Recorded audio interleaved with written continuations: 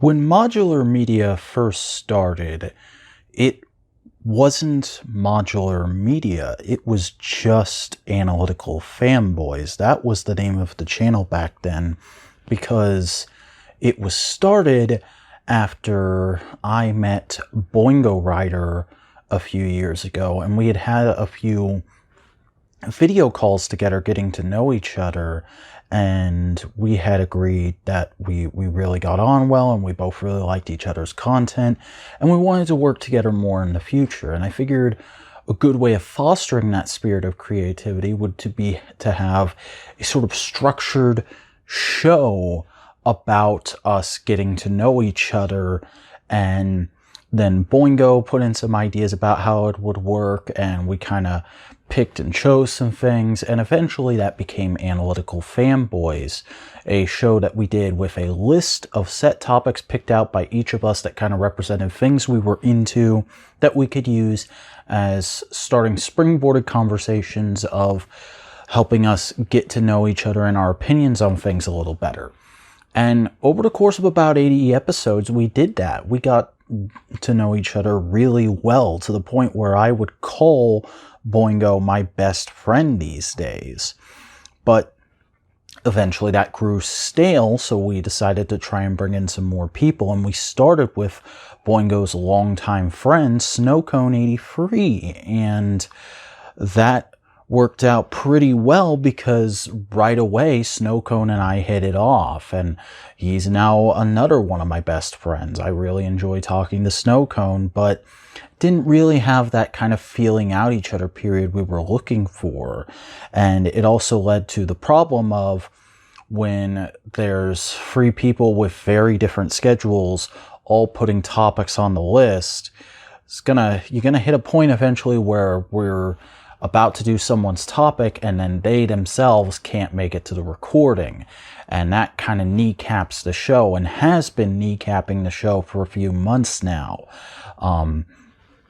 To the point where we've now come to the decision that we don't really need a show for feeling out each other anymore, at least not one so heavily structured.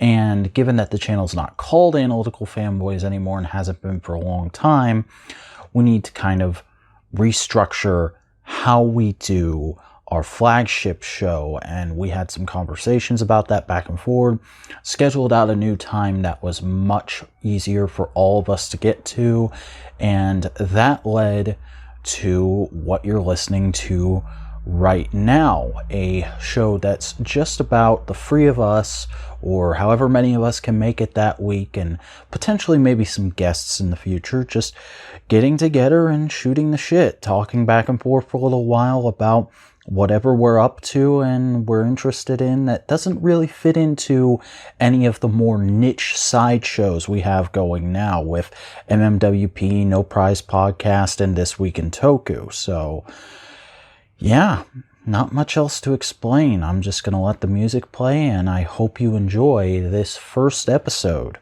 of our new flagship series here at Modular Media, Modular Components.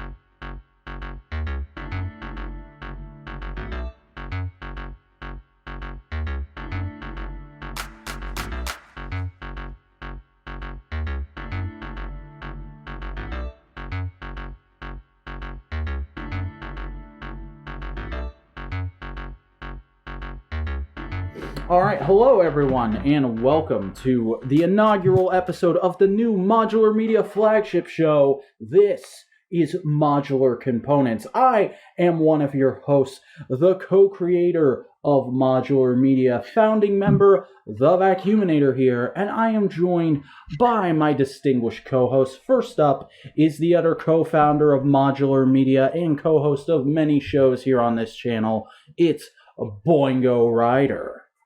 Sup, motherfuckers? Currently, the ceiling. Nobody's ever done that joke before. Also joining us, returning after a long hiatus. I did check. I believe it's been 5 months since you've been on the channel, sir. The first additional member of Modular Media is back in action. It's Snowcone83. I'm back and I live somewhere else.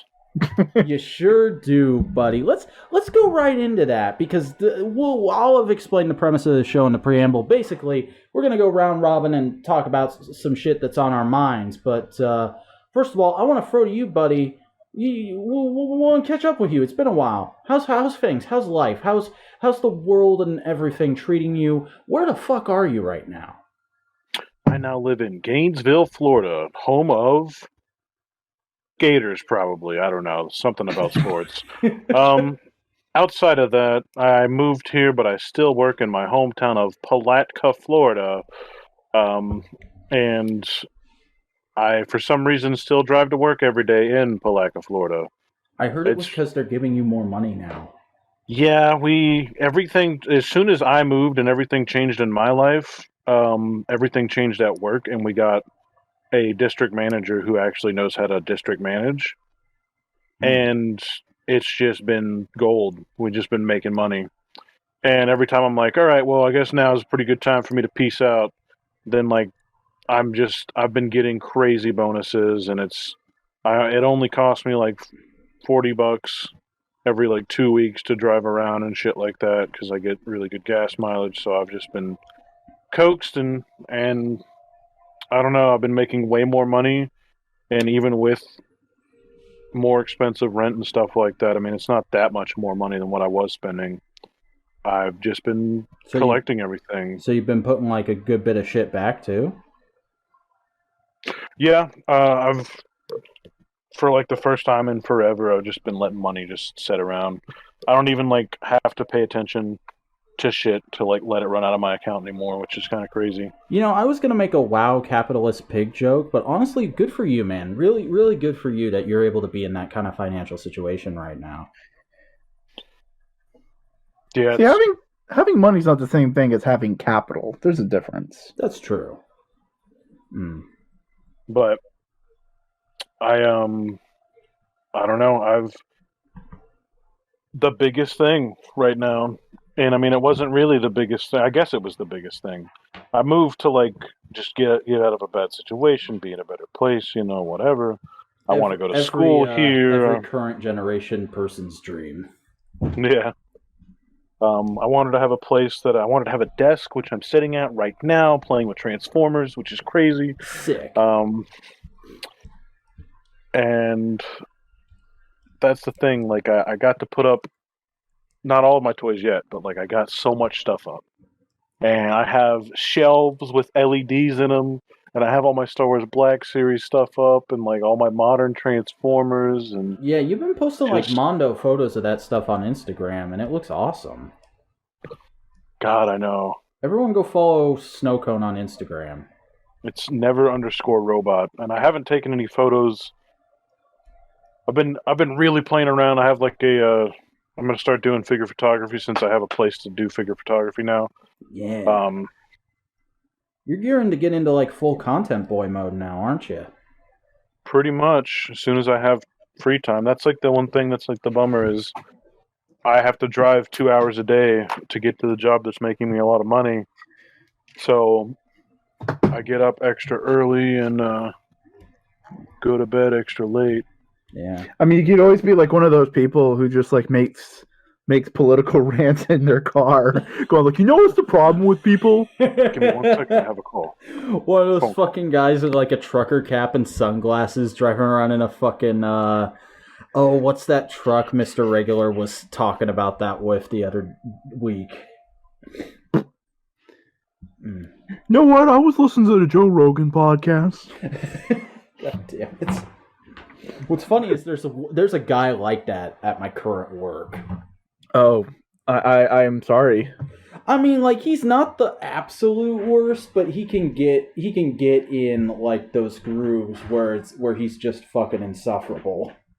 Where he's an absolute dipshit. But But then there's other times where, like, I'll be flying off the handle because I'm pissed off somebody came in 20 minutes till close with a giant order, and he'll fucking calm me down and then help me fill the order. So, not everybody's a complete demon. It's almost as if people are nuanced. Yeah. Sorry about that. My pizza was being delivered. Hey, pizza. What toppings you get? What's going on over there? Oh, I got a crispy thin with Alfredo sauce and Italian sausage. Sick. Ooh. I haven't had one of those in a long time. That sounds good. Non-traditional, but respectable. Oh yeah, it's different. But yeah, sorry about that. So they called me. They called me on my phone to tell me they were here. Yeah. Instead of knocking on my door, they asked if they wanted me to, or if they wanted to bring it to me or leave it outside. So you're living with roommates now. What's that like compared to living with the fam? Well, I've lived with roommates before when I was at UNF in Jacksonville.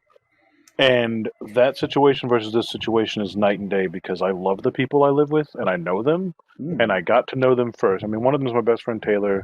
And everyone else who lives here I got to know beforehand because I had to be hanging out with Taylor and then hanging out with them. And honestly, it feels like it's just really cool. It's a really cool environment. I love coming home. We always go out and do stuff, if we get the chance to. I went skating a while ago for like the first time. That's probably a little bit, I might have been like 2 months ago. Jesus Christ.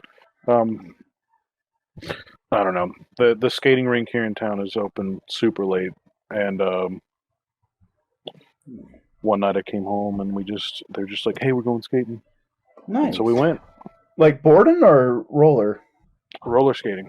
There's a roller rink with like disco and everything. And for the next 3 days, I felt like that is the most defeated I've ever felt. My whole body was sore. You gotta hit the gym, bro. Get them gains and lifts. It wasn't about hitting the gym. I was hitting the floor. I couldn't skate. I never skated before. Man, but you have so much cushion. Yeah, it didn't make it any better. It was like concrete. They had no like wood or anything. I was just like, I was going down too. I was like hitting it, man. Also, you have like those Matt Hardy jammy legs. Ooh. Yeah. It's no bueno. But it is bueno. You had fun. I did have fun. It was some of the most fun. I mean, that's awesome. I honestly kind of envy you right now, dude, because you're in like a super good situation. You're getting your collection all out and looking pretty. You got a regular group of friends you hang out with IRL. I mean, like, the best I got is I have a steady job, and then I deal with a bunch of fucking bullshit, and then I come home and I record podcasts with you fuckers. That's my life. Yeah. And I'm here in the middle of nowhere. We're gonna have to perform like an Operation Rescue ourselves, but also each other at some point. All right, which one of us is winning the lottery? I mean, I have steady income, so I could put aside like a few dollars a week to get scratch-offs. I become that which I hate in order to save myself. Because I don't know if you guys noticed, but back when I worked at a gas station, I fucking hated lottery people. Well, you mean my family? Yeah. I mean, there's a certain age of people all over this area of Florida. I just feel like they just love the lottery. Yeah, there's a lot of people. Excuse me, I am really sneezy all of a sudden. I'm gonna mute my mic and blow my nose. Oh no. We're alone at this, Cody. We don't have him. What are we gonna do? Well, we always do, Chris. Talk about bullshit. We can't talk about me that much. Get it? Because I'm bullshit. Give me enough drinks and you bet your ass I will. Come on, I don't annoy you that much. No. No, you don't, Chris. You know what's bullshit? That piss poor angry video game nerd reference? Yeah, and also that there hasn't been a new episode of that series in a long time. That was my favorite thing he did for a while. It probably just takes a lot of time to put on the makeup, and he just doesn't want to be bothered. Yeah, he probably ran out of rants too. But like his fucking DVDs video was the best when he goes into like how hidden run times and shit are on those things. Oh, mwah. But no. So, did you have anything specific you wanted to talk to tonight besides us just grueling you about your life, Cody? Let me think if there's anything specific that I've really just been loving. The other crazy thing, I guess, is just that I've just been like having dumb luck because like I don't even go to stores that much. I don't have a whole lot of time to do that. On my day off, I might like. There's been a couple of times where I've like had a day off and I'll just like go out and hit up a couple of stores in town. Mm-hmm. And I'm now surrounded by 3 Walmarts, a Target, and like other stuff, and the Best Buy and whatnot. Several GameStops. I haven't been to all of them. But my GameStop, I think. By the way, side note, I pre-order most of my stuff through GameStop, and I think I'm going to continue pre-ordering everything through the GameStop 1 hour away from this town. Interesting. I think I know the first part of this, but like, because I think I was there for this. Literally, the manager, Bethany, is like the coolest person ever. She added me on Facebook just to not even tell me that I have stuff in, but to show me stuff they get in and ask me if I want it so they could set it aside. Hell yeah, that's awesome. And like, I remember one time where I was like, "Oh, I'm afraid that all my stuff's going to show up at once and I won't be able to drop all the money." They're like, "Oh, we'll hold it for you for as long as you want.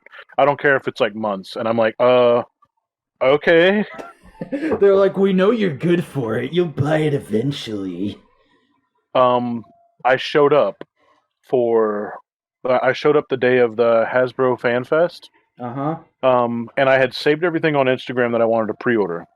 She had printed out everything that got announced and all the like barcodes on like several sheets of printer paper. And I was like, "Oh, is that for people coming in today?" And she's like, "No, it's for you." Oh, dude. This girl is either really dedicated to her store's numbers or she wants your junk. No, she's married. She's dedicated to the store's numbers, but she's also a really good person. All right. She's really cool. She's really nice. It's just I don't know, man. She goes out of her way when it comes to customer service. So like, it's just dope. I don't know. Like, I make her a shit ton of money. There's no way I don't. Like, Yeah. I help her hit her pre-order goals because I just come in there and pre-order toys and stuff like that all the time. You're living the dream, boyo. Look at you. You got all these connections. I'm single-handedly keeping a GameStop alive. I know, it's crazy. You're single-handedly keeping all of GameStop alive. I remember, like, one time I was talking to her, and she's like, "Yeah, my manager was asking me how I got so many pre-orders and blah, blah, blah." And then that was also about Hasbro Pulse, or Hasbro Fan Fest.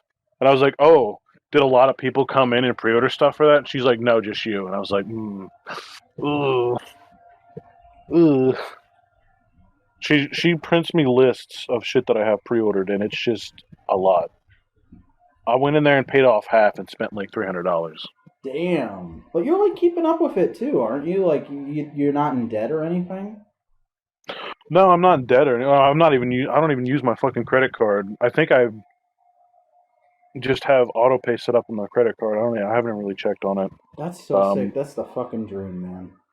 I only had a $500 limit on my credit card. I used it to get a car, and then I tried to raise the limit so I could run my bills through that to build more credit.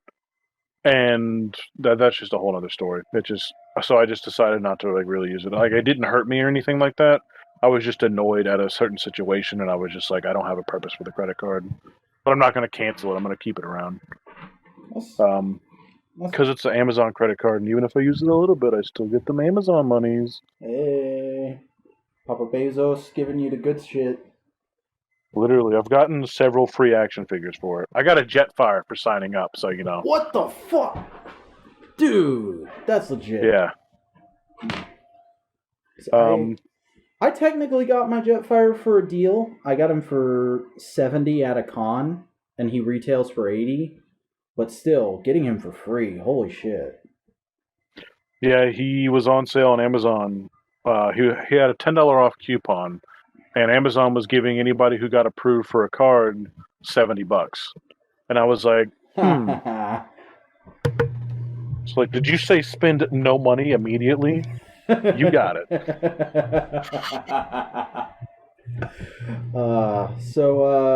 Hey, let's real quick. Let me ask you: are you getting Rodimus? Are you gonna do that commander class? That's a fucking Voyager with a giant trailer. It comes with a bunch of blast effects and stuff like that. I think it has some other stuff that we haven't seen yet. I want to see what it is. $80. Mm-hmm. It is $80. It's a commander class.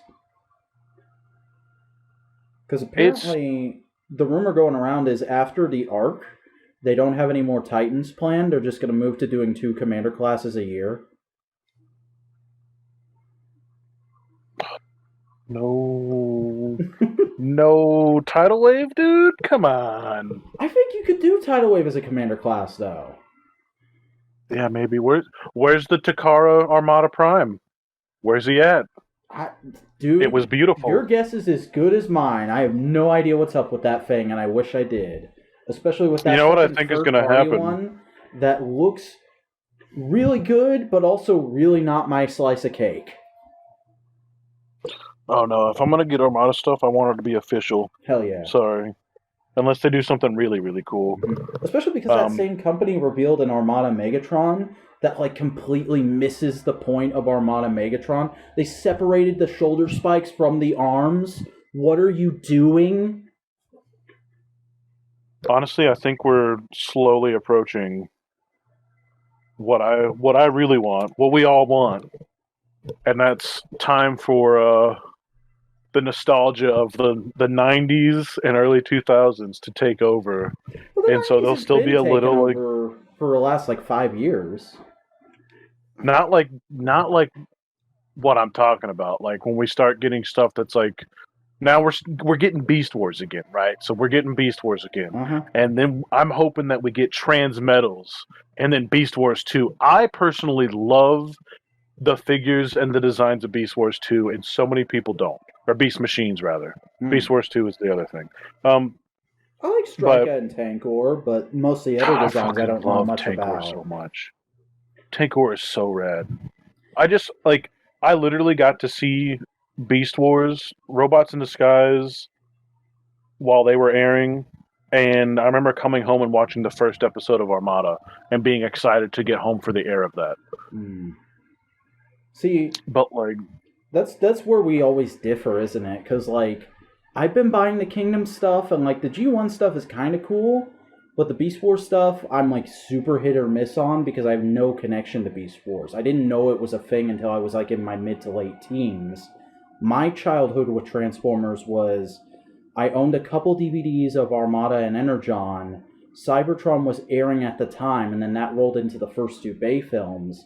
And I constantly rented the 86 movie and like a Rhino DVD of some episodes featuring the Dinobots from a Blockbuster that was near me. See, I constantly rented the DVD of the movie as well. But the difference with me and my experience with Transformers is when I was old enough to start playing with action figures, I got my cousin's old shit. So I still have it somewhere. It's the Transmetals Prowl, and I didn't know how to transform it. I didn't know what it was. But I just play around with it. And I had a couple other ones. Somebody gave me a Dirge, too. Oh, God. Ooh. That was probably a G1 Dirge that I used to chew on. I love how casually you dropped that you chewed on it. It had a rubber tip at the front of the thing, and it was like, I was like a baby. I was like, cool. Like, that's like Matt Cardona fucking saying that he used to chew on his fucking LJNs. But I remember like going over to my cousin Benjamin's house and playing with his Beast Wars Megatron and it shooting the fucking things out of its hip and stuff like that. But like I was very little. You're a tiny Cody. But Beast Machines. Snow cone. Beast Machines came before Robots in Disguise, right? It goes Beast Machines, Robots in Disguise, Armada. Yeah. So I guess I keep saying that Robots in Disguise was my first Transformers thing, but I do remember watching everything on Beast Machines. But I was probably a little bit more into it when it got around Robots in Disguise. Because Robots in Disguise, I remember everything. I was like buying everything.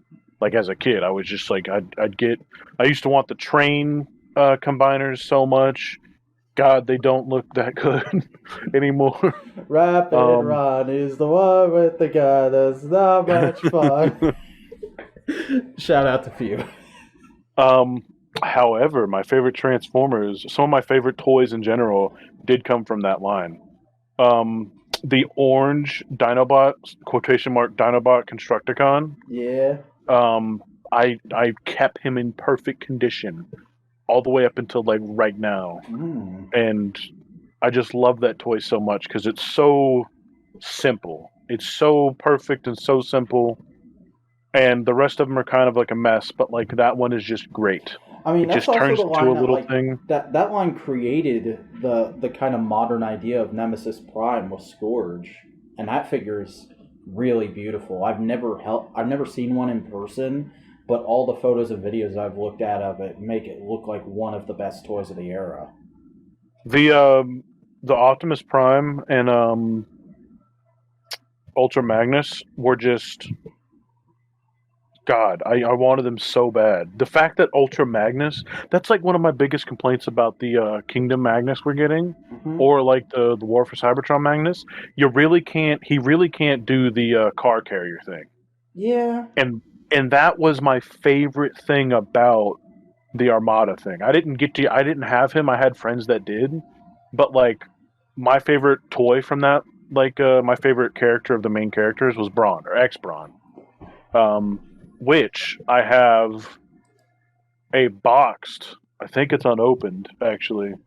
I bought it unopened. I can't remember if I opened it. I might have opened it.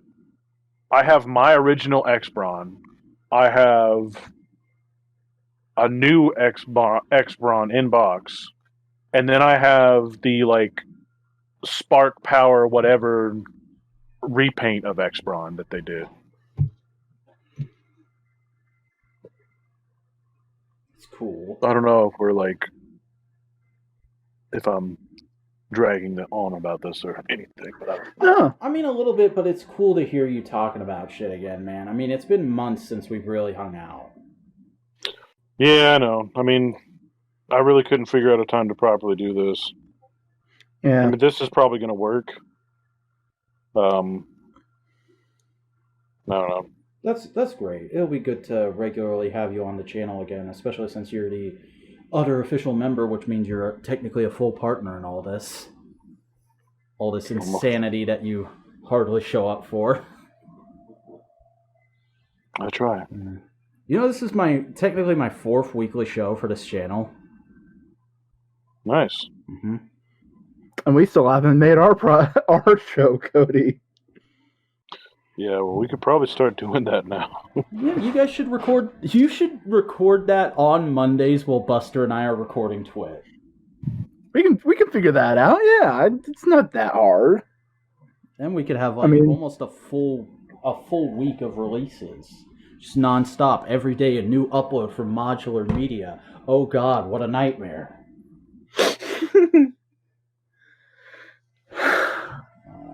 Which is there's a really self-inflated ego that comes with the idea of like, you know what people want?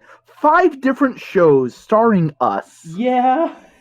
Oh God, can I use that to kind of segue into my shit? Because like that is where my head has been at these last few weeks. Really, it's just like this total dichotomy of full force straight ahead. Let's get it. Let's be the content machine. Let's make Modular Media happen. Let's fucking start working out really seriously now that it's summer. Let's get on the yard work. Let's do all this. Let's do all that. And at the same time, it's like, oh God, what am I gonna do about my solo channel? What am I gonna?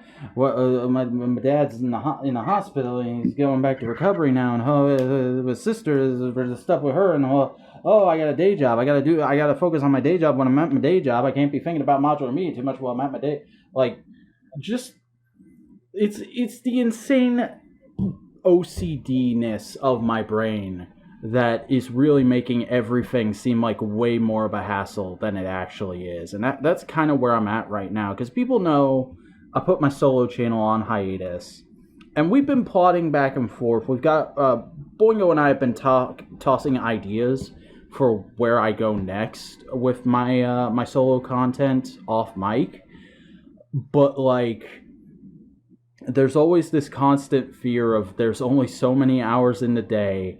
How am I ever going to get it all done? That's kind of where I'm at mentally right now, is I'm doing all this. I want to do all this, but oh God, how am I going to do all this?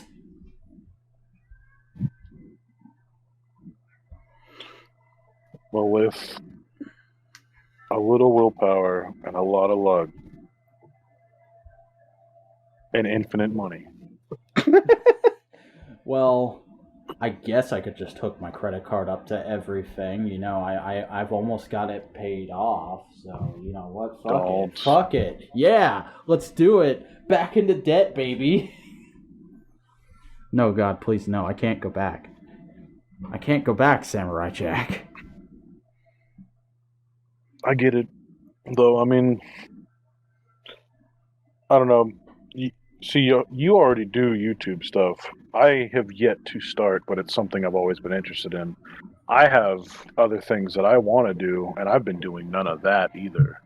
Yeah, that's the crazy thing, is like, Boingo and I are both on hiatuses right now. Mine's official, Boingo's is kind of unofficial, but like, you're still trying to get off the ground. You're still trying to figure out what you're going to do for like your content and your figure photography, and you're like a sculptor too, aren't you? Yeah, that's the other thing, is that like I was doing art for the longest time, and like I still want to do toy stuff. I still want to do all of that. Like I consider that to be my thing, like to be my main thing. I was a ceramicist and a sculptor. I want to make toys. I want to get a 3D printer so I could start messing around with stuff like that, because that's what I like to do. Toys are literally my favorite thing. Why would I not try to pursue something in that? And it's just been weird, like, having priorities shift around, because, like, once I started getting here, and I'm still, like, adapting to this shit is still setting in, and I've been here for a while. Yeah, because... And I'll probably go through... I'm sorry. No, it's just, I've known you for fucking ever, and you have a vibe when you're at home when you're at your home that I know you have, that you got to figure out your new vibe. Yeah. But see, like, I get what you're saying about, like, how do I do it all? Because, like, I have friends who are, like, literally already there. Mm-hmm. I have friends who are, like, Chris, you remember Paige. She is working stop motion animation for a new Jordan Peele movie, like, right now. That's sick. It's like, right now. She's made her own movies and stuff like that, her own short films, and she's working on a big-time Hollywood, like, movie. And I'm just like, that's insane. She moved to Portland. It was crazy. And I'm like, damn. But she's always been like incredibly successful and like incredibly hardworking. She like did full time and had like more classes than what she needed while doing a full-time job. She's just like, I could never understand how a person could do that much. So for me, it's just been like, I don't know. I don't know. I'm trying to say, like, I understand how you feel about that, but I don't know where I am in relation to, like, where you're at, because you don't know what to do next, and I'm just trying to figure out what to do at all. It's not even really that I don't know what to do next. I know what I have to do next. It's like I don't know how I'm going to do it all. You know, it's that weird intangible idea of I know how to do all this, but how am I going to get through it day to day? Like, there are you're trying to figure out the plan. Yeah. I'm trying to be the man with the 5-year plan, because I used to be the man with the 5-year plan, And then the plan kept getting changed on me, and now I don't know what it is anymore, and that's scary. I thought that if I wasn't in school, I was just like a piece of shit and a failure. And it took me a long time to not feel like that, because like I literally was fine. Like, I went from a setting to where like at one school I was just like the teacher's favorite, just always making cool shit and like liking what I was doing, and I was doing galleries all the time, and like I was on track to being successful. I was successful in town and whatnot, just like making stuff and like showing art. And then I went to Jacksonville and kind of carried that, and then I got reset. I had to come home because I wasn't going to be able to continue being in Jacksonville. And it took like 2 years, and like shit, I mean, it's been it's fucking 2021. So what I had to go home in like 2018, and I didn't have a job for a year. Like the middle of 2018. So like at like I think 3 or 4 months at the beginning of 2019, I got a job, and then I pushed from there, and then like I got a car in 2020. And for and like then I the moved in people listening 2021. right now who are like, how did he not have a job for a year? You probably never lived in Florida, because the job market in Florida is ass. Oh, see, that's the other thing, is the main reason why I didn't have a job is because I was applying for jobs in Jacksonville and trying to move back to Jacksonville this whole time. I got caught up on, like, you have to be in school, you have to continue doing this immediately, so bad that it just consumed my life. So I was just constantly looking for places to live and like things to do in Jacksonville, when I had to like literally accept it was not right. You know what the worst part about that whole situation is? I got a job, started making money, and about a month into having that job, oh no, it was like 2 weeks into having that job, I got a call from the Lego company in Orlando, Florida. Oh yeah, you've told us this story off mic, I think. Yeah, and it was supposed to be, they wanted me to do like a 3 or 4 hour interview to be a master builder, to like start getting trained to be a master builder. And I had to say no because I knew it wasn't right. Because my friend Patrick, who lived down there, he's like, listen, you could live with me, and like me and my roommates will take you. But it was like the location was like 45 minutes from where they were, and like I didn't have a car, and I'm like, you know what, I cannot do that to somebody. I'm like, this is my dream, but it should be me. And like all of that shit sucks, and now I'm just like trying to be happy. I just got to the point after I was working for a little while and I was becoming miserable at home. I was just like, you know what I want to do first, and what I think probably most people should do first, and it isn't really worth saying at some time, like, you know, obviously like people tell you to be happy, but like figure out at least. You gotta find the thing that feels good and then just keep doing that. Unless it's murder, don't do murder or rape. Don't. If those feel good to you, maybe see a psychiatrist. It's more like, I don't know. Like I was feeling pretty good, but like you have to be able to like just, I don't even know. Like be.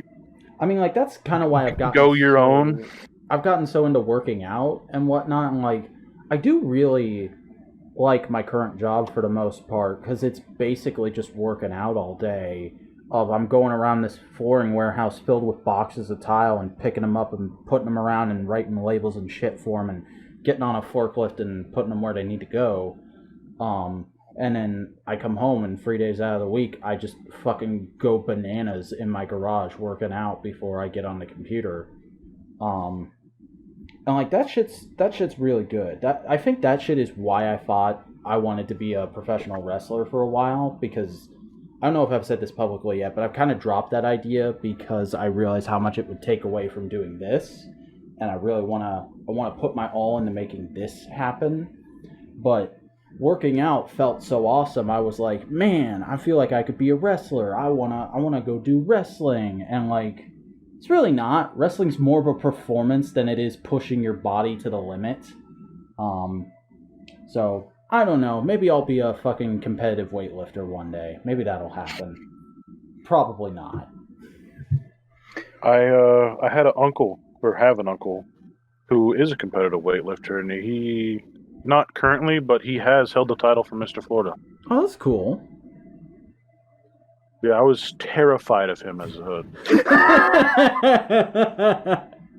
Because he was like one of those bodybuilders. He was like an Arnold. You know, he was just like, there's just like grooves and shit. Like the shit that's like on the side of Bruce Lee's muscles. Mm-hmm. The fucking he had that veins. Not just the veins, but like the grooves of muscles. He had that, and I was just like, "What is this human? Like, what is this? What is this human? He is not like the Roman." Human. But no, man. I think you're genuinely in a great place right now, and I'm super happy for you. And I'm trying to get there. I'm trying to make this the year where I transition from being this misanthropic fuck up who keeps changing his plan over and over again to having a good groove I'm in. I'm really trying to find that over the course of like however many months we got left in this fucking year. But yeah, and like a part of that is I do kind of recognize that now that the pandemic is starting to wind down, I mean, numbers and cases and things are still going up, but like vaccination numbers are stupid high. I still see plenty of people wearing masks. I feel like it's only a matter of time until things really start to cool off. I think we might be mostly out of this by July. And maybe that's me being way too optimistic, but like I don't know. I got a good feeling. You definitely don't live in Florida. Hey, I still live in the South. I'm in South Carolina, and I routinely fucking see people with fucking "Don't Step on Snick" and Donald Trump flags at the fucking hardware store and shit. Yo, somebody in where was I? I saw somebody who actually had like a "No Steppy on Snecky." Like it actually said that. Yeah, it was actually that. That's great. That's fine. If you want to put that flag on your car, I'm fine with you. But if you have a fucking "Don't Tread on Me," I'm going to seriously consider taking that flagpole and shoving it through your window. I mean, I liked where that flag came from. I just don't like what it's being used for right now. Mm-hmm. I mean, if you want a flag that kind of represents that same kind of shit, get fucking Redbeard's flag. Hey, I'll be right back in just a minute. Okay. What? Where else can we take this conversation? I don't know. Like I was saying, I'm super glad you got all those roommates and that you guys are able to pal around and be friends and shit. Like I don't have a super tight IRL group of friends, and I really never have. That's one of my major regrets. Is I've always been kind of a loner, but never had like any super strong friendships. Not since I was like a little kid. And definitely never had like a big group of friends or been in a romantic relationship. That's general life shit I've got to accomplish at some point soon, I feel like. It's all strange. It is. I don't know. I have my friends from Palaca, and Chris is one of them, that I've like known my entire life. I also have like a lot of my like friends from flow arts and other. I mean, you make friends in college. Like schooling is like easy for friends because you have to, otherwise you just can't fucking do it. Yeah, and that's the thing is like I didn't have proper schooling, so I never really had that opportunity. Right. It was like neighbor kids or other kids from church, and like once I became a fucking atheist, no way I was gonna talk to those people on a regular basis. Am I right? My friend Lydia, she was homeschooled. And yeah, I mean, I don't know. I'm fortunate for the people I still get to hang around, and also Chris. He's still hanging on all these years later. Yeah.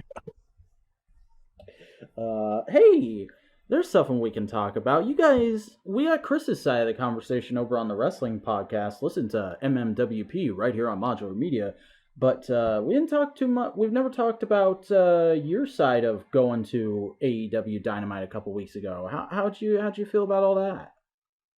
Oh, I thought it was great. I had a great time. My roommates actually want to go to those shows now. Nice. Yeah, I was talking to you about that on the way home or last week or something. Yeah. And I don't know. I mean, I really enjoyed it. I mean, I actually like wrestling events. It's not like I didn't. But I had way more fun than I thought it did. Still haven't opened my Darby Allin that I got. But I kind of want to get that Luchasaurus and Jungle Boy just to they're up for pre-order on Ringside right now. Oh, that was the coolest thing, dude. The way that the figures work, the way buying the figures work at those stores. Yeah. I didn't think to ask you if you wanted any shit. No, I have everything from that wave already. Everything that I want, at least. I didn't get the Young Bucks in that wave because I'm happy with the Series 1 Young Bucks. Maybe if they make another gear I really like, I'll get those. But I don't need what was that, Series 4, I think? No, that's Series 3. I don't need those Young Bucks. Also, here is the link if you want to go ahead and pre-order Jungle Boy and Luchasaurus. Fall deeper and deeper into the wrestling wormhole. Yeah. Like I said, I still haven't opened it. I don't need more shit to like, but hey. Never opposed to it. Yeah, it's fucking hilarious because like after I got my stimulus, I just went and pre-ordered everything that's currently on Ringside. Like I am, aside from like hunting down the stupid chases and rares and shit, I'm kind of all in on the AEW line, for lack of a better term. I mean, that's fair. I still have quite a few to open though. I need to get the rest of my series 2 and 3 out.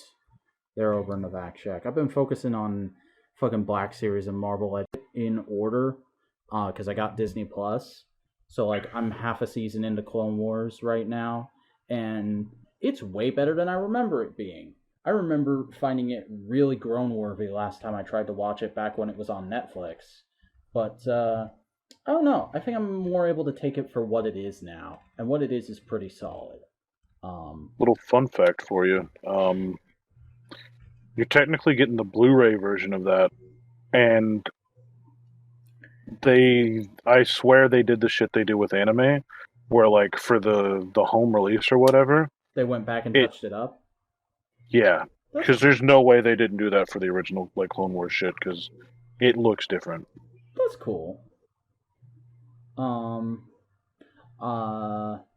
Yeah, but I've been watching that. But I watched episodes 1 and 2, and that's pretty much the only thing I've been watching outside of the shit I already watch for podcasts. I've been watching for the fucking BBC House of Cards, and that show is wild. But I don't know if our audience would want to hear much about it.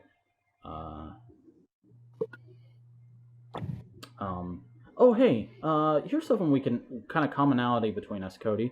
Have you gotten your episode 1 retro cards yet? I haven't pre-ordered any of those. Really? I didn't know where to pre-order them. They're Best Buy exclusives. Oh my god. Yeah. No, dude. Yeah, dude. I never picked up on that, dude. Oh, and fucking Best Buy charges up front too. I didn't know that. So like I was like, I could do another battle droid, and like I really wanted Qui-Gon because they did a whole fucking new head sculpt because of how badly they fucked up his head sculpt the first time around.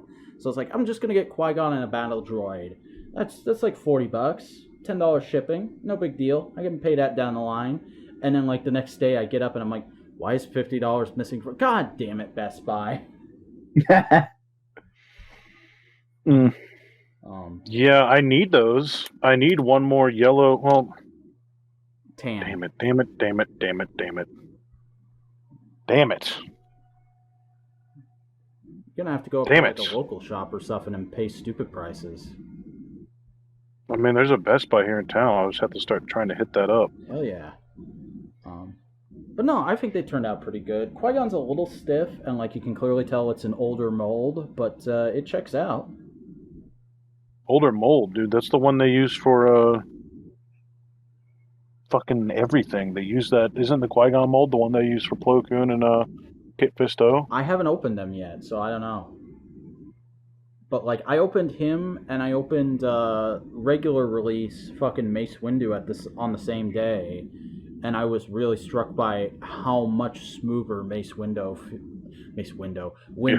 feels compared to Qui-Gon. Qui-Gon's like, Mace Windu. all his joints were borderline paint stuck. But the new head looks pretty good. Paint was a little splotchy on mine, but I think I'm the only person who had that, judging by photos. I don't know. I'm trying to think if I've ever had an issue with the Black Series figure. No, Black Series is generally pretty solid. Like the only real issue I've had is fucking every other battle droid I bought. The fucking ankles are loose as shit.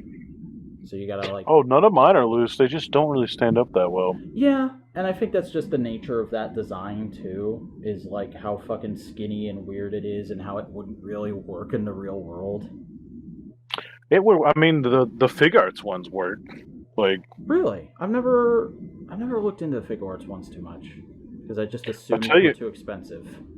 You know what's strange is if you really look at it long enough, late nights, like I do, the Sideshow Collectibles / Hot Toys battle droids always are not that bad at price. You know, they're not that far away. I mean, if I wanted to get into that scale, that would literally be my thing. That would be all I get. And see, the thing is, I don't know if they've done a Super Battle Droid yet. I've avoided trying to really see. Oh, dude, we need more fucking Battle Droids in Black Series. We need the Super Battle Droid. We need the Droidicas. Give me fucking deluxe releases of the Crab Droid and the fucking Octopus and the Spider Droid. Give me that. The Crab Droid would have to be something bigger than the deluxe because the Super Battle Droid would probably be a deluxe. You think so? I think they could fit a... if they do it right and give me a swappable arm. I think they could fit that in a regular size box, though.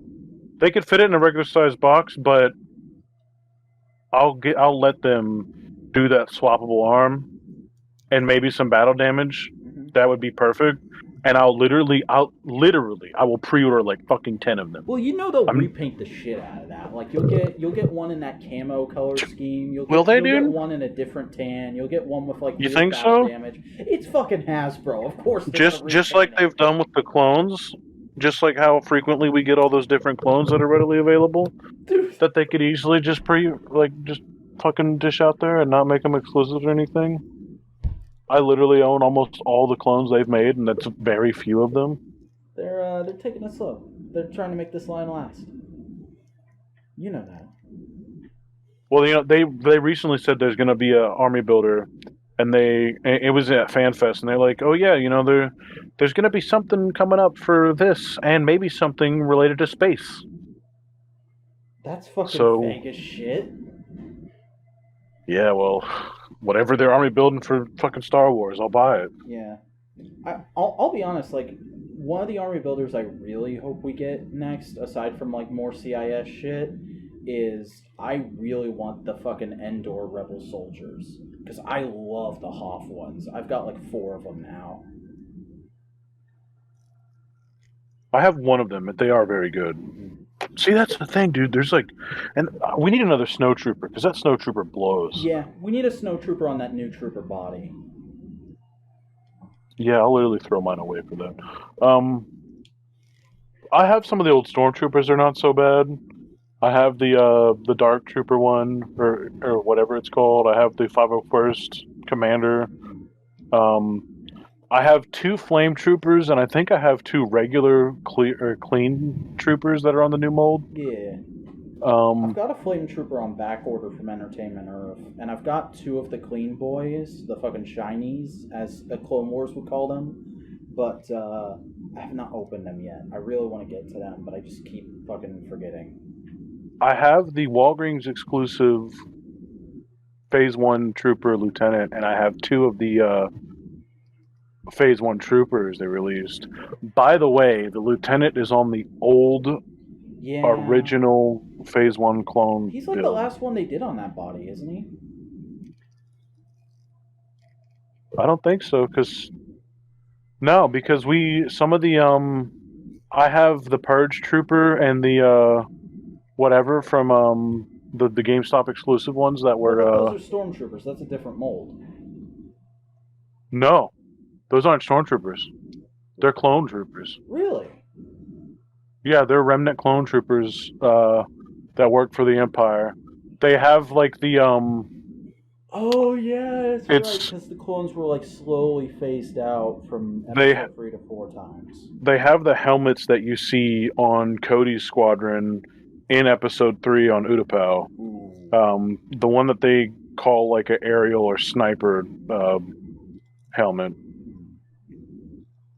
We don't get a lot of that helmet anymore. That's like literally that's the only time they've used that helmet. They haven't put that on a clone trooper. They've put it on a clone trooper body, but for the bad guys. They put it on you. No, that's not what I'm talking about. What? Let me look up. Oh, the like more. You're talking about like the more inflated kind of cheeky one. Mm-hmm. Yeah. I forgot that's what they're wearing on Utapau. We'll look that up. Why did I don't even know what I did. Yeah, literally Airborne Trooper, Utapau. Damn, I got that literally right. Ooh. God, I have a fucking... I just know too much. I literally have that, though. I literally have the fucking Airborne Utapau Trooper, so that's probably why. Fun fact, I have... almost, I'm probably missing like a few, but I have almost all of the 3 3/4 inch like clone troopers they released. Nice. Every time there was a variant that came out, I wanted it as a kid. I mean, it is one of the best armor designs in fiction. It's up there with fucking Halo and shit. Here's the thing that disappoints me, alright? I do love Black Series, and they could do so, like the new Boba Fett is just, I can't even. I literally don't understand. It's amazing. I'm glad people are enjoying it so much, but I'm not gonna get it. I'm waiting for fucking Mandalorian Boba Fett to happen. Well, I'll get that too, and they'll stand beside each other. I don't care. Hell yeah. The heavy assault trooper, he's amazing. The Jango Fett body is not that good. It looks the part, but it's not that good. I have the Gaming Greats one with the proper jetpack, and I love it to death. Yeah, I got that. I gotta open it. But I also have the Maul Mandalorian and the Death Watch, and both of those are the Jango Fett body. They just don't work that well. Yeah. But the armor, too, right?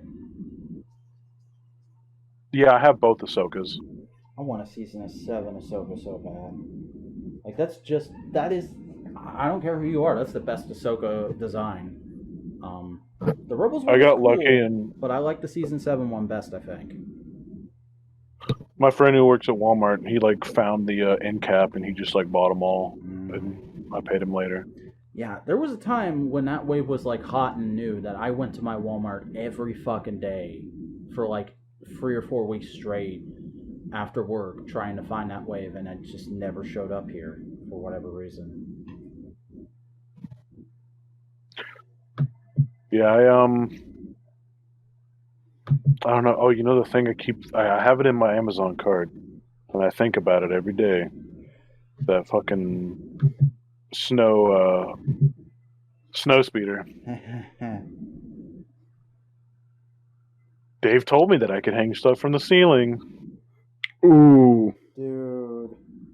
Get like a fucking Back to the Future 2 DeLorean. I have a Lego DeLorean. Oh, and I have Gigawatt. Where is Gigawatt? I would not fucking put a Lego set on the ceiling. No. No, but where is Gigawatt? Beats the fuck out of me, dude. Damn. Hey, we've been going for about an hour now, and we've heard shit or fuck out of Boingo Rider. So, Yeah. so, sir, why don't you tell us what's going on in your life, where you're at, what's your interest, what is your modular component for this week? I've just, again, like usual, I can't really go places, don't have a vehicle to do so, and I'm in the middle of nowhere, so I can't really get a job. So that situation is kind of the same right now. I have been working towards, basically, the best way to put it is season 1 of my YouTube channel. Just coming up with ideas, working on little bits and pieces here and there, and figuring out just what I can do. Just looking at the tools available to me and going like, all right, I can do this, I feel comfortable doing that, let's do these things. It's just getting everything to the point where I can start doing that, hopefully.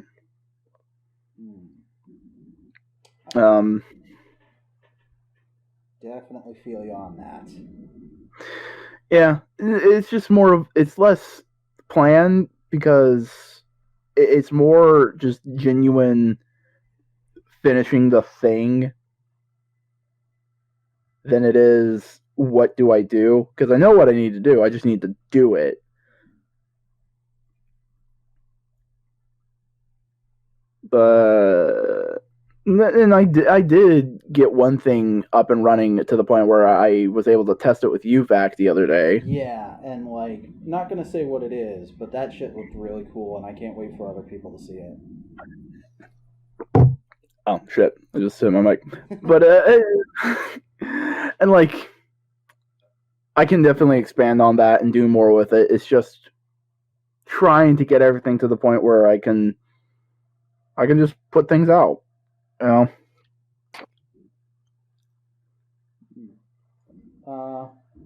You watch anything? You've been into anything recently? You got anything you want to talk about on here? I've fallen deep back into the well of anime. Oh, god damn it. I've been watching Fire Force. That's the fucking Soul Eater guy, right? That's his new thing? Yes. That's his current manga.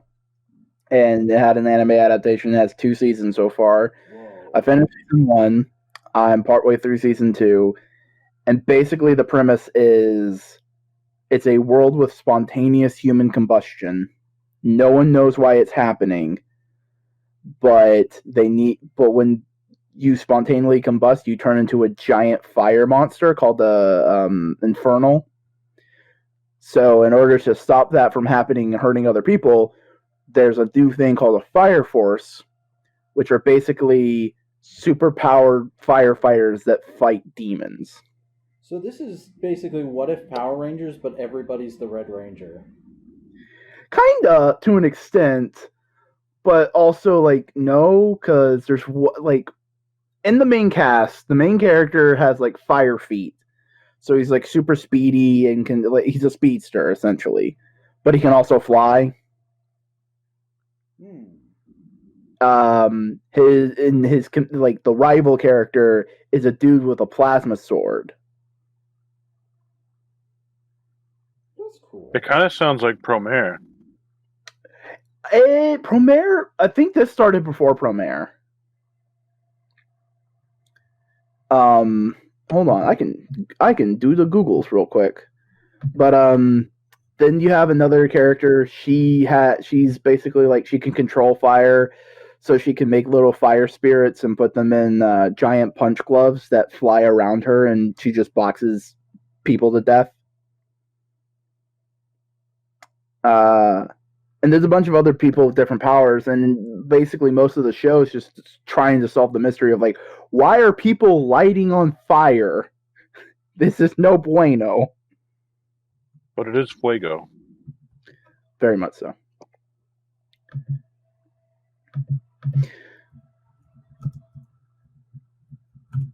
But no, it's really solid. It's a really good anime. It's 2015. It started in 2015.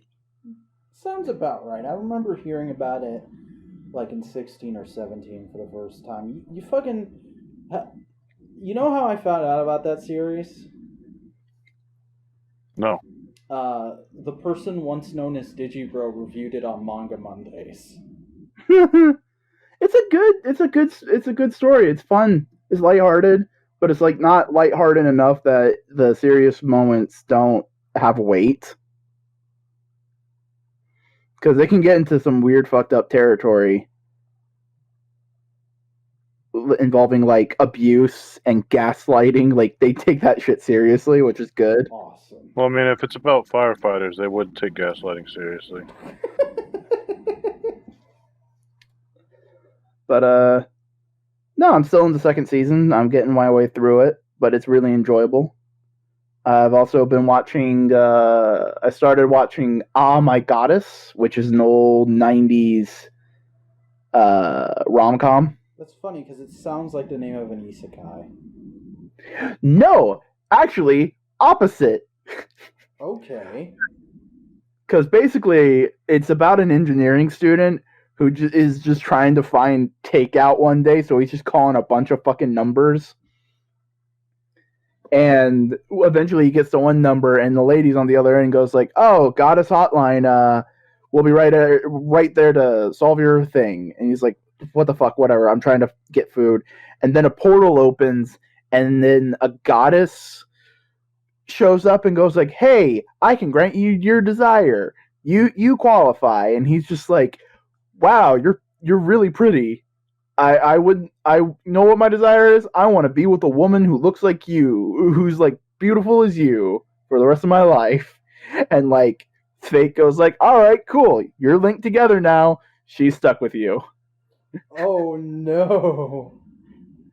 She's okay with it. She's like, "No, you're a chill dude, whatever." Sounds pretty comedic. Oh, it is height of that kind of comedy shit.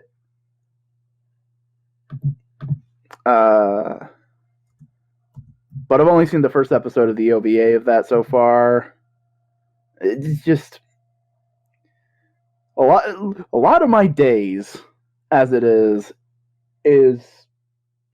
trying just to build up a modicum of motivation to do the things I need to do while wanting to do other things, and I just get in a feedback loop of fuckery. But that's Oh My Goddess. Ooh, that looks fucking 90s as hell. I love it. Oh yeah, it does. Well, the manga ran from 1988 to 2014. Okay. What? Yeah. It's 48 volumes. That's some fucking Well, it's no One Piece, but it's pretty good. That's like oh god, how am I blanking on the name? What's that long running comedy manga? Yeah, I know what you're talking about. Denki Guy or something like that? Gintama. Yeah. That's some Gintama shit. No, Gintama has way less chapters than One Piece. Really? Yeah, no. Gintama started in 2002, 2003. One Piece started in like 1988, 98. Yeah. 77 volumes of Gintama, and there's like 98 of One Piece. Okay.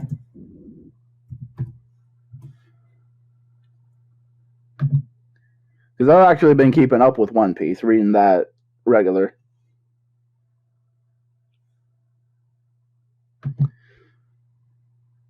That's pretty cool. That's actually insane that you're trying to keep up with One Piece. Well, it's only on chapter 1001, chapter 1010. Take that, Christianity. No, they're fighting a dragon dude and a character called Big Mom. That's a name. Yeah. There's a big bird looking motherfucker. Big News Morgan. What the Big News Morgan. That's my wrestler name if I ever become a woman. He's basically J. Jonah Jameson, but what if he was a bird? Yes. Sounds pretty great. Yeah.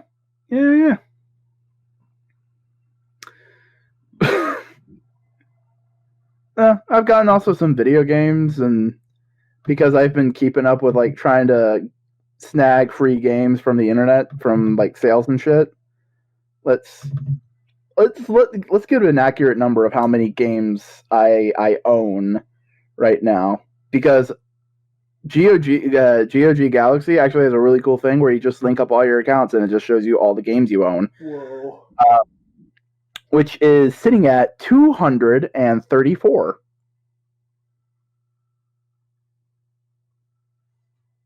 That's a lot of games. On my compoopers. You got nothing on me, boy. Oh, it's very much too many games. I got like 400 on the PS4. Yeah. But you also had access of other people's accounts and shit, didn't you? Yeah, that's some of that. What troubles me is that the shit from other people's accounts isn't counted in my list for things that I own. Because it says I've played more games than I own, which is true. I don't know. I also have some games on my Xbox. I just haven't fucked with my Xbox in so long. And now I have games on the Switch. And I haven't played the Switch in like a month. I just got a Xenoblade Chronicles. I was trying to remember if it was Xenoblade or Gear on Switch. I didn't buy that one. No, I got like 3 RPGs, Astral Chain, and Mario. I mean, that's Mario.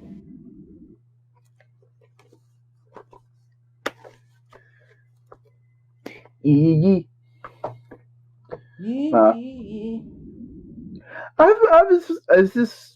Life's just been the best I can put it. Just been going every day. That's all we do. I don't know. This is like a weirdly low-key podcast. I did not expect it to be this light. Well, we also just haven't hung, so like, just chilling and relaxing with the boys. Yeah, we're getting back in the groove. We're having a lovely time with the boys, aren't we? Eventually, I will say some dumb shit, and Cody will react with, "What the fuck are you talking about?" Cody will drop something or mention something random from his collection, and we'll all laugh. I've been dropping stuff. You just haven't heard it. Whoa. You even dropping them sick rhymes? You've been dropping it like it's hot? No, but I've been having fun with this set. Just because it's a little play set. That's what I like. Oh, shit. Fell off. He wasn't attached to nothing. Ollie's randomly had like is it Caliburst or Singe or whatever that comes with the green effects, and I bought 2 of those because they were on sale, and then I bought 1 more, the Battle Axe bird, just because I like the effect and I also like the Battle Axe bird. This weapon master works the best as a gun. It could be a gun, a crossbow, or a fucking battle axe or whatever, or a pick. And I just love it. It's just a good little accessory. Tasty. I'll tell you what's disgusting, though, is that I was really collecting a lot of those, like, Headmasters and the Combiner War shit, and, like, God, does everything made right now just shit on all of that stuff. If they ever revert to, like, not having ankles and stuff like that and good articulation, I'll just stop buying Transformers, I feel like. I mean, all they would need to do that is just stop making Generations, because that's where Cyberverse is at. Cyberverse has ankles. The Deluxes do, but not like the actual kids' toys.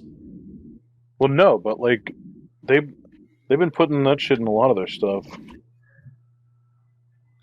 I wonder if Transmetal Scavenger has ankles, dude. Probably not. I have no idea. But I could grab him real quick. I've never put my hands on a Transmetal. These are his feet right here, right? Yeah, he ain't got ankles. But he is perfect, isn't he? Oh my god, you're dusty. God, this is like my boy. I love this thing. Nice. Dude, you know what's crazy about this one, dude? It's almost pristine chrome. Just can't even. Oh god, I need to clean you. Sorry, I love bugs and I love robots, and it's Transmetals is just like, hey, what if we made everything a robot bug or a robot dog or a rhino with tank treads? Fucking, here's Optimus Prime. He has a hoverboard now. Shut up. Honestly, Primal's not bad at all. Primal's a really good figure.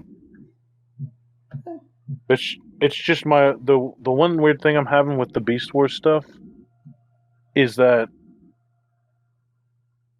it doesn't feel like the old Beast Wars stuff, but I know it's like better articulated than the Beast Wars stuff. It's all generationified. It doesn't have the same kind of like chunky, thick, fun feeling plastic, and it's got all the gimmicks stripped out for the sake of better paint and articulation, which I get, but like I don't mind that at all. Like, I mean, it's fine. It's just my biggest thing is that like them trying to sell me on these and them robots are in the same universe at the same scale.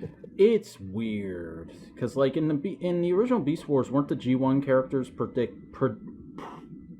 portrayed as giants compared to them? Yeah. I mean, Optimus Prime was just like the size of Optimus Prime. And then fucking, I don't know, I guess we'll see how that pans out with the Netflix show, but like, who cares about the Netflix show at this point? Yeah, that's such a bummer, man. God. I mean, like, after the initial, like, oh, we're making a show, I haven't heard anybody get interested in it. There was an initial... I was so excited. There was initial jolt to get like behind fucking Siege, and people were like, it's alright, it's got its highs and its lows, but there's some problems here and there, and I definitely feel like it needs a change in directing, but it's okay. And then fucking Earthrise came out and everybody was like, oh, it's the exact fucking same, they're just releasing this in chunks, it's not gonna get any better, is it? Okay. And I've seen no hype for Kingdom because of that. Yeah. Yeah. Yep. Rooster Teeth bit off a lot more than they could chew. Yeah. They're also like... I don't know if it's Rooster Teeth's fault, because aesthetically it looks fine, Character design's fine. They literally translated everything they needed to. It's the writing. That's it. Yeah, they have everything they need. The writing, it's the fucking in the direction. Yeah, the direction, the way the voice actors, because the voice actors themselves aren't bad from the clips I've seen. It's just they're being directed to say everything in a slow, tired, melodic voice that drags. Like, you get it. That director, he's like, I want it to be more serious. And what it seems like he really wanted is like, I guess what he thought more serious was just isn't more serious. It doesn't work like that. It's like a film student's understanding of more serious. Yeah, man, like, I don't know. I just want good stuff from Transformers. I want the first 5 minutes of Bumblebee the movie. Yeah. Just that on repeat. Just that exact scene on the loop for like 2 hours. And I'm pretty sure we're never gonna get that. I have a feeling we won't, because like. No, because Travis Knight's gone, and he's the only guy who ever cared that much. And like this new shit they got going on, I don't even know. Isn't it supposed to be like a continuation of the Bayverse? No, Bayverse is dead. But they said like Transformers fucking 7's coming out now. That's what everything said. They're just calling it that because it's the 7th live action movie they've made. It doesn't actually mean anything. Fucking Revenge of the Fallen isn't Transformers 2 Revenge of the Fallen. It's just Transformers Revenge of the Fallen. And then you got people talking about Or like we had like that Cheetor concept art. There Ugh. was that. Like, they had batted around the idea for a Beast Wars movie for a while. Like, the thing... Because I was following the rumor mill pretty heavily. It better not be that. No. Anything else, just not that. Like, I'll say it probably was, but the thing is, the fucking Beast Wars movie is canceled. They had a script for a Beast Wars movie they were working on at the same time as a script for a follow-up, not a direct sequel, but a follow-up to the Bumblebee movie. They had a script for that they were working on, and it just got to the point where they had to decide which one of these are we going to make, because we can only make one of them while the pandemic's still going on, and it looks like they chose to make the Bumblebee follow-up, which, from a business perspective, is probably the smarter thing. Fuck it, that's what I want. Yeah, if we get Beast Wars again, we'll get it as like a show or something like that, you know, like... Mm-hmm. I don't care. You know what I really secretly want? I want some more animated stuff. That's what everybody, except for me, wants, because, like, I enjoyed animated while it was on, but it was never my favorite Transformers thing ever. I get the feeling it's a lot of people's favorite Transformers thing ever. And I'm just like, it's okay, not my favorite, but I do like it. Yeah. I just love... my favorite, like, toy time, I think, for Transformers was probably Armada. I do like... Cybertron was cool. The keys were kind of like my least favorite gimmick. I liked Energon with the shit they had going on. Dude, the Energon stuff, like the add-ons and the clear plastic, I love that. Yeah, but the thing is, like, Armada and Energon was them being really crazy and saying, like, all right, we're getting back to the core premise of its vehicles, but also we're going to do a bunch of crazy, weird experimental shit and try and see what sticks. Just throw everything at the wall and see what sticks. And then Cybertron was, okay, we figured out what sticks. Let's just do the best versions of that we possibly can for a year. And then and I think that's probably what Transformers would have been for the foreseeable future, but then the movies came in and steamrolled everything. Like, we need another Bulkhead figure still. I would not mind a Generations Bulkhead. He's one of those characters that probably deserves like a retconned into G1 style Generations figure. He was in animated. Well, yeah, he was in fucking animated. He was in something else. He's in animated and Prime. But no, something else outside of that, I thought. Cyberverse. Was he? He was in Cyberverse, no. Unless it was like an extreme background thing and he never said anything. It's just those animated toys, a lot of them have phenomenal posability. A lot of them are good toys that somehow... It's like, just the aesthetic turns into like the right thing somehow. That was when like the Bulkhead toy was cool to both the collectors and the kids, because they've got like a bunch of gimmicky shit in there, but also they're just really good display pieces. Mm-hmm. I have the Transformers Prime first edition Takara Bulkhead. I'm so jealous of sitting next to me. I've God, dude, wanted to get my hands on that figure. It's so good, dude. I bought it from. I'm sure you're familiar with Transformers Land. I've probably told you this before. Yeah, I used to browse that website a whole bunch. Yeah, they're based out of Gainesville, Florida. Oh! I've been there twice. I haven't been there since I moved, and I'm sure they probably won't take people in their home since COVID. But, like, dude, I walked in, and they just had everything everywhere. I remember, like, me and Cole walked in the first time, because, like, it said it was a shop on Google, but they're like, oh, yeah, usually we just take appointments, but you could come on in. And there was just, like, it was just, like, two dudes and a chick, and they're all wearing, like, shorts and tank tops and flip-flops. It was kind of weird, that part, but it was, like, they were, like, really cool. It's like a fucking meth operation, but robots. Dude, we walk in and they have, like, toy shelves, and it's so cramped, and I'm just, like, my eyes are just, like, darting all around the room, and I'm like, holy shit, that's a G1 Fortress Maxim. I'm like, holy shit, I'm like, oh my god, that's Armada Unicron. Oh my god, that's, like...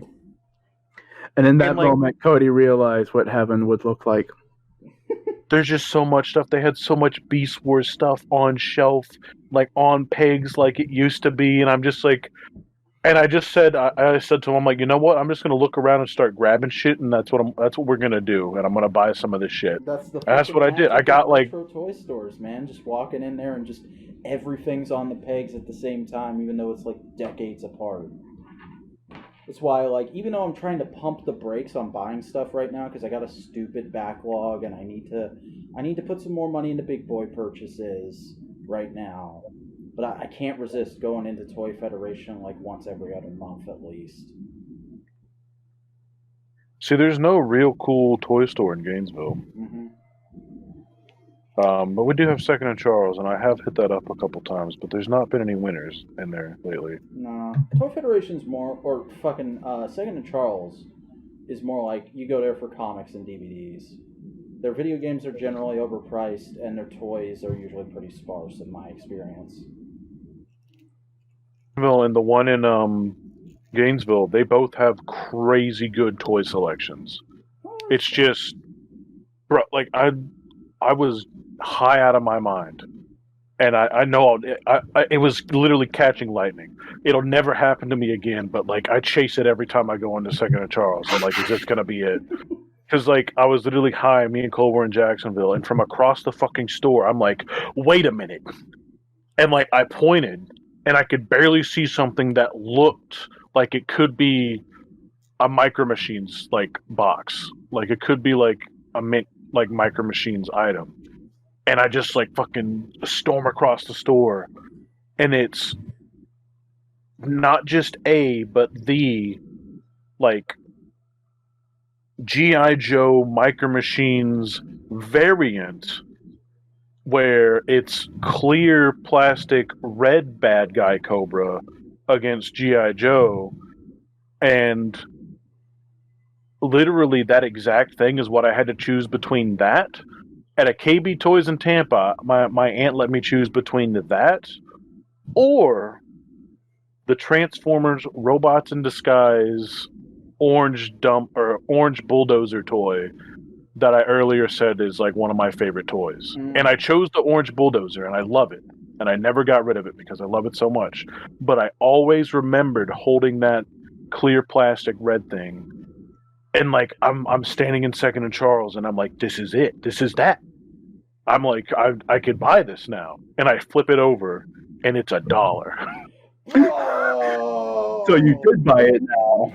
Yeah, no, it's sitting to my left. I have it hanging up. That's and awesome. That's the thing. They had Such that a great one. story. They had another pack, and then they had a little 2-pack. Do you know how much that shit is worth? A good bit, I bet. The 2-pack, whenever I bought it last year, or the year before, was worth about $60 or $70 by itself. The reason why they had it priced so low, and this is what's beautiful about Second and Charles, this is why it's worth looking into, because you never know, because people sell stuff to them. That's the thing. People bring in their old toys and sell it to them. I've been trying to. They look it up on eBay. If they can't find listings for it, they pretty much wing it most of the time, and that's what they did. They couldn't find listings for this G.I. Joe Micro Machines thing because it was so fucking rare. They just put $1 on all the boxes. The big packs that I bought, they're worth like $160 to $200 a piece. Nice. I've never seen any of the other ones like mint in box, but the ones I have, I'll never get rid of. Literally never. I'll never open them. Never get rid of them.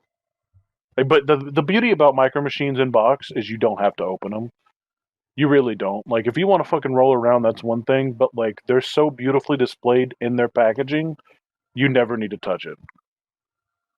Man, that's amazing. Like, the best fucking toy find I've ever had at Second and Charles is, fucking, a couple months ago, I found, Studio Series 86 Jazz there when he was the only one of the deluxes I didn't have.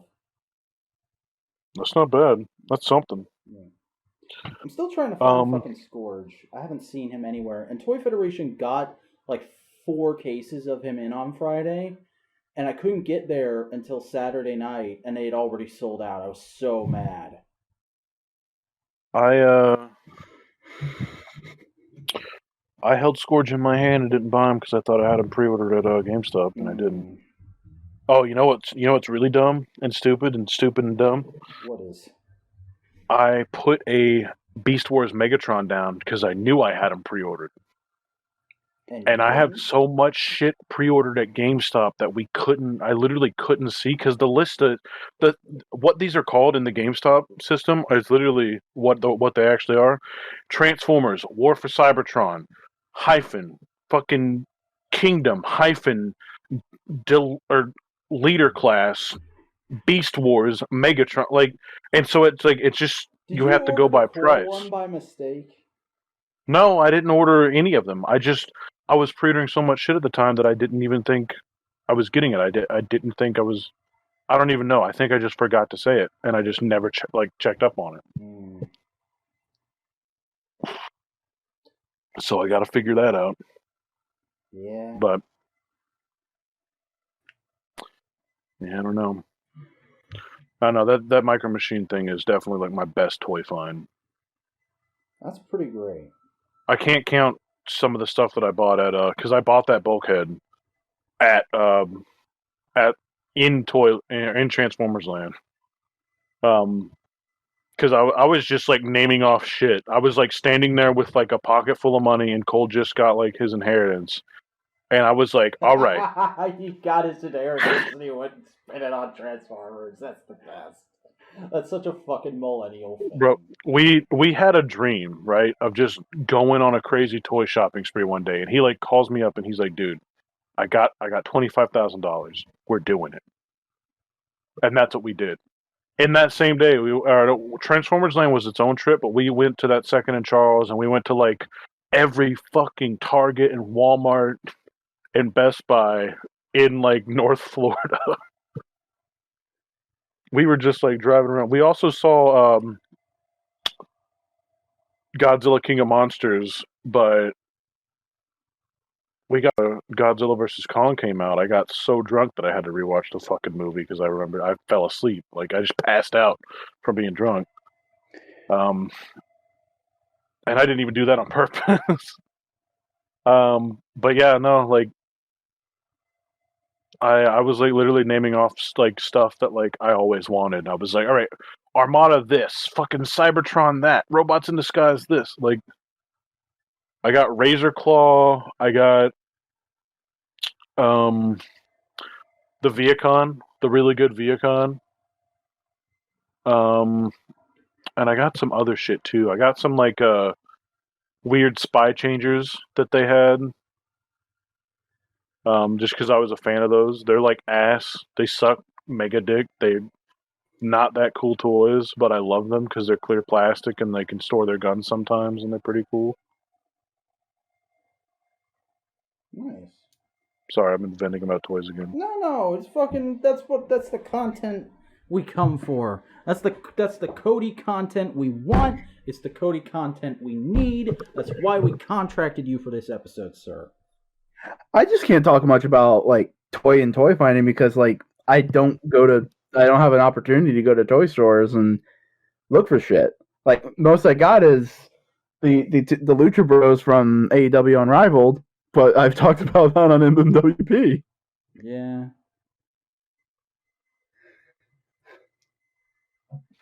And it's my borderline obsession, so I wouldn't say obsession, right?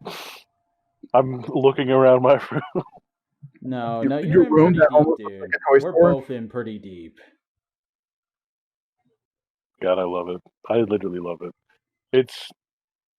I didn't know how much, like, I remember I giggled when I put these LED lights up and I turned all the lights off and I turned it on and I was just like, oh shit. That fucking like, video you sent me of you turning that shit on and then like squealing like a little girl was the best. God, dude. And it, like, I'm also a really big fan of having nice lighting in a room. And this lamp with its light settings and this thing, like, these lights come with the remote. And I could put the night setting on, which is what it's on right now. And it's like beautifully dim. I could fall asleep to it. I love it to death. But I can put it at 100% and it lights up my entire room. Damn. Like it's literally a lamp. I was considering getting a lamp and putting up some of those lights around the ceiling, like a lot of the cool TikTok kids do, but I might not need to. Especially if I do this for the other 2 shelves, which I plan on doing. Nice. Fun fact, I actually got these lights recommended to me from somebody on Instagram who put them on their Transformer shelf. Nice. Ooh, I do have one more tidbit of toy information to talk about, if you're willing. We could also save it for next week, because it'll probably be here by next week. Let's fucking do that. And then, like, we've been rambling and bambling for a while. We're over an hour and a half in now. So yeah, let's do that, and then let's wrap up. So, Zevos. Mm-hmm. We are all familiar vaguely about Zevos, Yes. I'm sure? You've told me about these things in the past. And do you know what they look like? Sort of. Let me show. Let me grab my phone and take a picture of my Zevos over here. It's not... I had to clutter it up a second ago because I had to get my fucking computer set up. And there's a probe droid in the picture, and some Go-Go's Crazy Bones, and a Matchbox car, and some Legos, and there's a Mini-Mate over there, and then there's a Beast Box, and some change. So, but other than that, let me post this pic. So these are them. Ooh, fucking weighty alien boys. They're pretty incredible. Yeah. There's a cowboy with like mega guns. There's a skeleton, and the concept of these toys. This is an early 2001, 2004 thing, and the concept of them is essentially like they had like lore. I don't care about the lore. There's like different species. There's like the mecha and the insectoids, and there's the elementals. Which my favorite. God, I need to clean him so he could do better. I'll take a picture of him because he's down here with Hulk and a warthog. God, the light just makes it look so fucking dope. Something about clear plastic just... If I could literally like replace my arm with it, I would. 100%. Like if somebody gave me the option right now, like some like genie was like, all right, your entire left arm, clear plastic, but you could still feel and move it, like I'd be like, fucking do it. That's dope. Let me get to the point though. Like these figures are cool. They're literally my favorite toy line. The skeleton that you see in this picture and like the weird fire thing you see behind the Frankenstein guy in the front on the right. Yeah. Those are mine from my childhood that I've kept intact all these years. The big bummer is that whenever I was in Flow Arts, I started collecting more of these. And in that time at Flow Arts, they weren't really that known, but they were still kind of rare. So like you might have to pay like $40 for one, but I was finding deals and like paying around $20, $30 for each of these. Not anymore. It is. I think there's a total of 30 something that were ever made that actually got released, like 30 different ones. Some of them are like recolors or whatever. And I have like 18. You know, something around there. Like I don't have all the ones that I have because some of the ones that I have aren't complete. But these are all the ones that I had together that are pretty much in the best condition. And that's the sour thing about this is I took this box out and started putting these up, and they're ball joint figures. So everything you see, their head can come off, like they completely disassemble, and they're meant to be able to be like mix and matched, which is why I love them so much because I had 2, and I could just play with them forever. I had 2 as a kid, and that's all I ever found, and I could just play with them forever. And like that's why Legos have lasted so long. You know, that's why the mix and match aesthetic or the mix and match play pattern for toys, I think, is just always going to be something, because literally if you can get one and reassemble it, you could have fun with that. You can get two, even more fun. The more you get, the more crazy shit you can make, you know? They do not age well at all. Some of these, the green one has cracks around some of his joints now. A lot of these, I'm so grateful that a lot of them are fine. The cowboy, you could kind of feel his rubbery cape feel a little bit different. A lot of them are fine. The ones that I got used, my skeleton one, his joints were very loose, and I used the nail polish technique on some of these, and I used the super glue technique on some of them. The ones that had super glue, I had to like pretty much torsion the ball joint to get it to actually move again, because the super glue had just set for so long in one static position that it fused together, so I had to like re-break it. Thankfully it didn't fuck with the actual plastic, but on the skeleton, on my personal skeleton, the nail polish did change and stain some of the plastic. And like I just kind of had a moment where I was like looking at these and I'm like, man, this is my favorite thing. You know, like in my wildest dreams, I will become a toy designer and buy the rights to this or something like that and re-release them in my own way or something like that, or make something that's inspired by these. Because like there's something about the expressionless faces and just like the overall aesthetic that I'll always love. But they're just not like the He-Man toys or the 1980s Transformers or any of those. You know, like the He-Man toys, like the toys made in the 80s, you could still find and still fuck around with, and like... Yeah, they made a fuck ton of them, and they're easy to find. Well, not just that, but like they don't disintegrate. Some of these modern toys, which is why I'm like skeptical about some of the McFarlane stuff, anything with like a rubber torso, if it's not made out of the right material, like it doesn't last long. Well, there's that, and there's weird shit with modern Transformers and old Transformers too. Is like I was listening to WTF at TFW the other day, and they were talking about how like apparently siege blast effect parts, you can't leave those on the guns for too long, or they'll just like start to melt together. And fucking apparently, you know, the G1, the little decoy figures that were sold as pack-ins with some toys? Apparently, if you leave those on Omega Supreme's fucking train tracks, they'll just start to melt through it. Because of just the weird way some plastics are mixed together in chemicals, there's always just going to be weird reactions down the line that you can't predict. Like, that's where gold plastic syndrome comes from. That's why there's a lot of people who hate clear plastic because of how brittle it can be. Bro.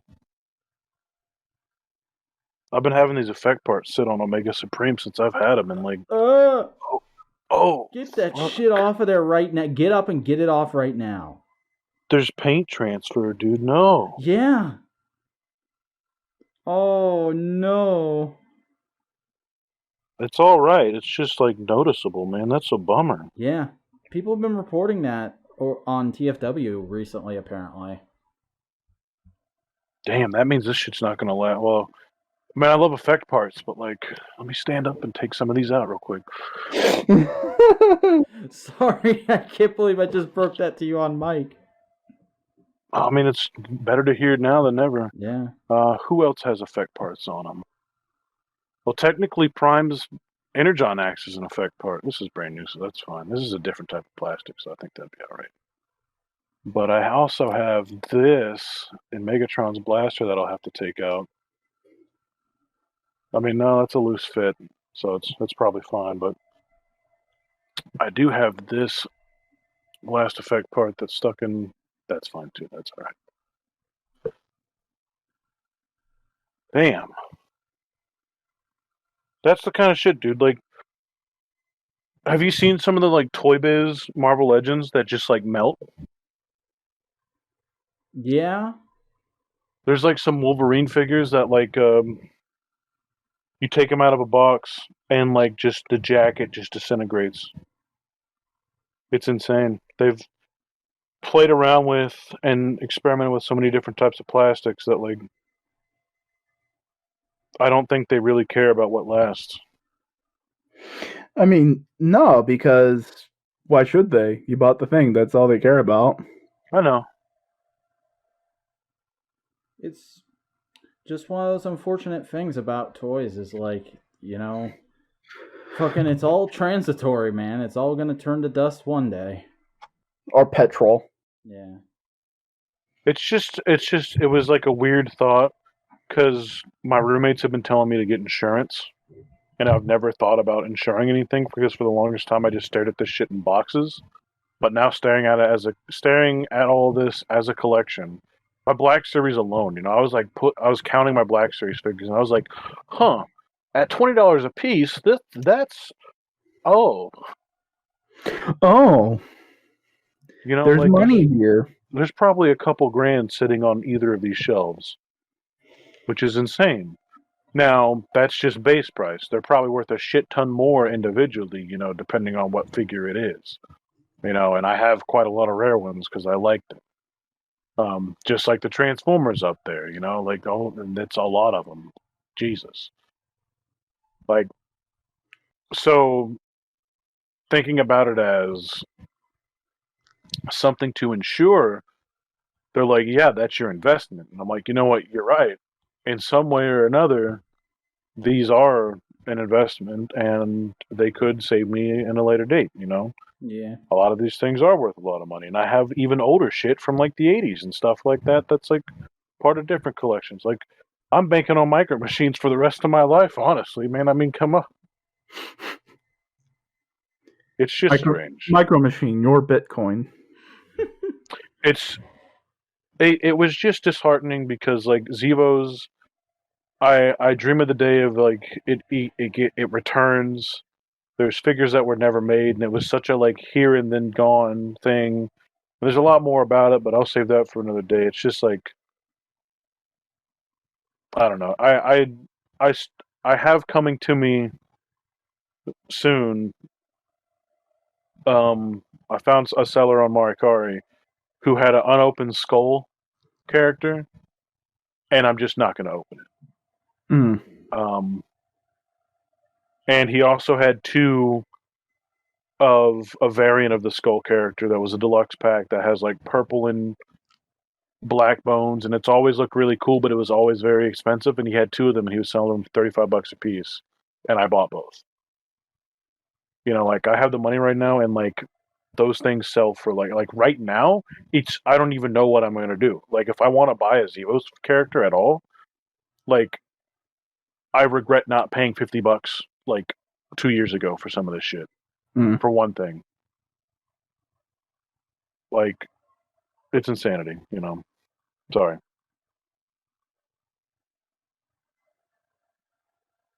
Nice. Back. Yeah, so I guess that's going to do it for this inaugural episode here of Modular Components. I think this was pretty successful. It wasn't big, it wasn't bombastic, it wasn't a whole bunch of crazy shit and getting into deep analytical reviews, but it was a lovely time getting caught up with the boys. And really, I think that's what everybody needed after a few months of no AF being on this channel, and probably no more AF for the foreseeable future. We do want to get back to that at some day, folks, but it's a matter of schedules and shit, and like we really should look into getting like a Patreon or something one day so that we can afford to do this full time. But that's a whole other conversation. The conversation we're having right now is that Snow Cone, why don't you tell all the good people who you are and where they can find your stuff on the internet should they want to? Well, if you want to see the thing I'm most active on right now, it's going to be Instagram. Never_robot. I post random pictures of stuff I find out in the wild, and I post pictures of my toys. And you'll definitely be seeing more pictures of toys on that, guaranteed, because I'll never stop taking pictures of this shit. I just enjoy it. Excellent. And that's it. All right. Boingo, why don't you tell everybody who you are and where they can find you on the internet should they want to? Hey, howdy. I'm Chris Boingo Rider Gaston. I make video, essay, and editorial type content on my YouTube channel. You can find it at Boingo Rider. You can follow me on Instagram and Twitter at Boingo_Rider, and you can join my Discord server. A link to that is in the description. Hang out, talk about wrestling, anime, TV shows, toys. That's usually where we kind of post our daily discussions of that kind of stuff. Yeah, that is the watering hole, isn't it? Yeah. That's the watering hole, and then we've got another server that we're in right now, which is secret, and nobody will ever get into unless we ask them to come into here because it's for business. It's the boardroom. Yeah. Hey, I'm the Vacuuminator. I'm a guy who makes all kinds of YouTube videos. I do vlogs, I do toy reviews, I do media analysis, but I don't currently do any of that because I'm on hiatus from solo content. If you do want to view my backlog, however, you can do so at youtube.com/thevacuuminator. That's TheVacuuminator. I'm also on social media at The Vacuuminator, and I'm on Instagram where I'm posting action figure photography every workday at _Vacuuminator. But that's not just everything from me. There's also plenty of other ways you can interact with Modular Media. First of all, if you're listening to this on YouTube, go ahead, give us a like, comment, and go ahead and subscribe and ring that bell in order to enable notifications.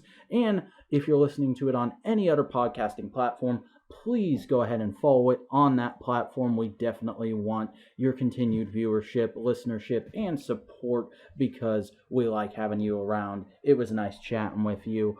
But if you want to chat with us some more, if you want to know more about the future of what we're doing here at Modular Media, you can follow us at The Modular Media on Twitter for updates on all the various podcasts and when they're coming out. And you can join our subreddit, r/Modular Media, for the same kind of stuff. But that's going to do it this week for Modular Components. We'll see you back in another week when we'll have another lovely time with the boys, I do hope.